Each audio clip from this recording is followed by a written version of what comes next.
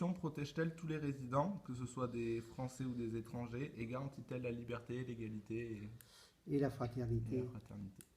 Alors, dans notre belle République, la France, qui donne des leçons de démocratie à la terre entière, et qui est quand même la patrie de là où a été promulgué les droits de l'homme, hein, avec la Déclaration universelle des droits de l'homme, et effectivement un rayonnement à l'international où beaucoup de pays d'ailleurs se réfèrent à la France sur cet idéal humaniste, républicain et démocratique. La France n'est pas du tout exemplaire, puisque on a effectivement toute une série de constats qui se font tous les jours où l'idéal proclamé, liberté, égalité, fraternité, n'est pas respecté dans la réalité. Et ça, c'est quelque chose que, bon, vous évoquez le problème de l'immigration. Bon, bah écoutez, la honte actuelle, je commenterai que ça, du moment, c'est des gens qui sont aujourd'hui victimes en Syrie en tant que personnes civiles, des familles qui se font tuer, qui reçoivent des bombes sur la tête, etc.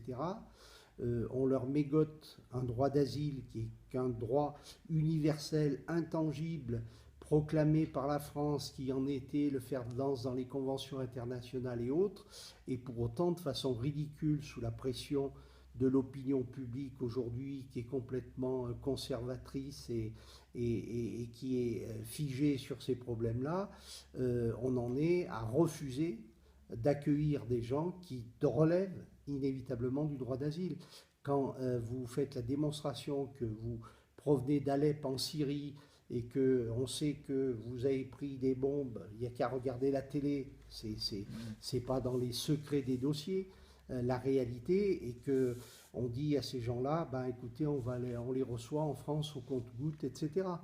De ce point de vue, l'Allemagne, même si aujourd'hui le chancelier allemand, Madame Schröder, reçoit un petit peu des aigreurs de son opinion publique, elle a été beaucoup plus au rendez-vous, puisque effectivement les chiffres d'accueil annoncés par l'Allemagne, alors peut-être avec trop rapidement, elle aurait dû peut-être un peu concerter, mais en tout cas ça fait honneur au droit d'asile, et alors qu'en France, et ben là sur cet exemple précis, nous qui donnons des leçons à la terre entière sur les droits de l'homme et autres, on est totalement défaillant.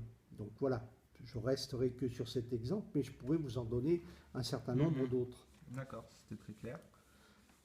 Permet-elle à tout le monde d'accéder aux fonctions électives, selon vous? Alors, les fonctions électives, c'est un vrai problème, parce que d'abord, je dirais, pour en avoir été un acteur, puisque j'ai eu des mandats publics au niveau local, départemental, régional, j'étais vice-président à la région Rhône-Alpes, j'étais plusieurs fois candidat aux élections législatives, sans succès, mais bon, j'y ai participé, j'ai parfois atteint le second tour, pour dire que tout le monde peut se présenter aux élections, en théorie, oui. Il suffit d'être français, d'avoir tel âge, de répondre aux conditions du code électoral. On peut se présenter aux élections. Par contre, sociologiquement et dans la réalité, tout le monde ne peut pas se présenter aux élections. Moi, si je suis avocat, c'est parce que mon métier me prédispose assez naturellement à être à l'écoute des gens, donc de comprendre un petit peu les problèmes qui se posent, à eux.